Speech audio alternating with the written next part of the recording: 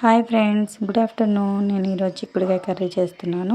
ఇలా శుభ్రంగా కడుక్కొని ఇట్లా బాయిల్ చేసుకోవాలి.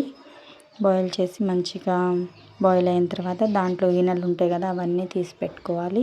తర్వాత ఆనియన్స్, మిర్చి కట్ చేసి పెట్టుకుని మంచిగా ఫ్రై చేసుకున్నాను.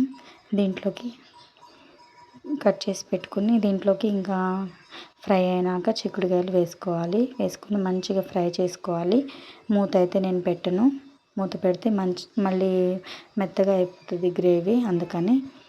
అయితే దీంట్లోకి నేను ఇంగ్రీడియంట్స్ వేసుకున్నాను. కారం కోసం ఎండుమిర్చి, చిన్నుల్లిపాయలు, జీలకర్ర, ఉప్పు, కారం, పసుపు ఇవన్నీ వేసుకుని మంచిగా మిక్సీ పట్టుకున్నాను.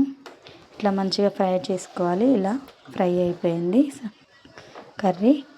ఇవైతే పప్పులోకి ఇంకా సాంబారు, రసం దీని కాంబినేషన్ బాగుంటుంది. నేనైతే ఇలా చేసుకుంటాను. నా రెసిపీ కానీ మీకు నచ్చినట్లయితే ఒకసారి ట్రై చేయండి. ఎలా వచ్చిందో కామెంట్ చేయండి. మంచిగా ఫ్రై అయిపోయింది. ఇప్పుడు కారం దీంట్లో యాడ్ చేస్తున్నాను. కారం యాడ్ చేయగానే మంచి కలర్ఫుల్ ఉంటుంది. అయితే 2 days అయినా పాడవ్వదు, అసలు మంచిగా ఫ్రై అవుతుంది కాబట్టి. మంచిగా ఫ్రై అయిపోయింది.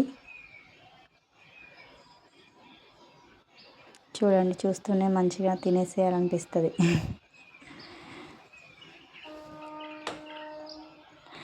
అయిపోయింది. నేను బౌల్లోకి తీసుకుని పెట్టుకున్నాను. Like, share, comment please. Thank you.